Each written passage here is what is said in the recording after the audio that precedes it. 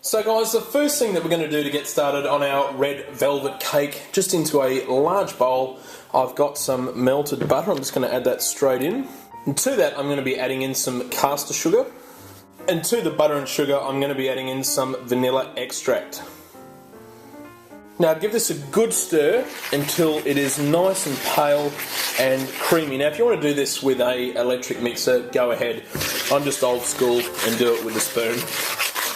Now guys, once you've got it at that pale creamy stage, we're going to be adding 2 eggs, but just one at a time. So just add in the first one. So after beating in the eggs, we're going to be adding in our self-raising flour. Now if you can't get hold of self-raising flour, like I've said before, just use normal flour with some baking powder added. And to that I'm going to be adding in our cocoa. Next I'm going to be adding in some buttermilk and give that a really good stir. And also I'm going to be adding in some red food colouring. And just give that a really good mix around.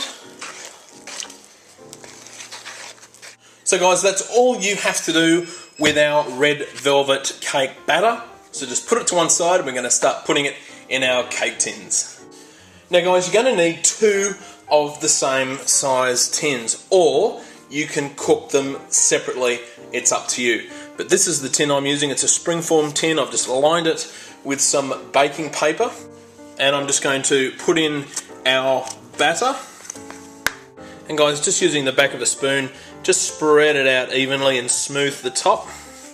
Now the cakes go into a preheated oven at 180 degrees C for 20 to 25 minutes, or until you just pop a skewer through and make sure they're cooked. But 20 to 25 minutes at 180 degrees C, and then we're going to get started on our cream cheese frosting. So guys, we're going to get started on our orange cream cheese frosting, and just into a large bowl here I've got some Philadelphia cream cheese. And to that I'm going to add in some butter. And again, if you want to use an electric mixer, go for it. I'm just going to use a spoon and just mix the butter and the cream cheese. After I've mixed the butter and the cream cheese together, I'm going to add in some icing sugar. And guys, I've got a fresh orange here and I'm just going to juice the orange, pour it into the mix and give it a good stir. So guys, I've let my cakes to cool, and what I've done with the base is I've just cut the very top off it, just so it's nice and flat and even. And I'm going to dollop over a nice big lot of our frosting that we made. And just using the back of a spoon, what I want you to do is just very carefully move that out to the edges. And then off to the side here you can see I've just cut up some strawberries, and I've also got some fresh blueberries as well. And I just want to place the strawberries just over the top of the bottom layer. And now I'm going to put the top layer on, and again on the top with our frosting, and again just on the top put over our strawberries and blueberries. So there you go guys, my red velvet cake. It looks so beautiful with those blueberries and the strawberries and that chocolate cake and the cream cheese icing. It looks fantastic.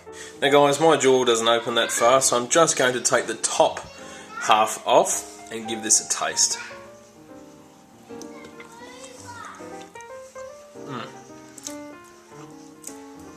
It's gorgeous. Absolutely gorgeous. So guys, all the ingredients are below. As always, give this one a go. It is fantastic. You will not be disappointed.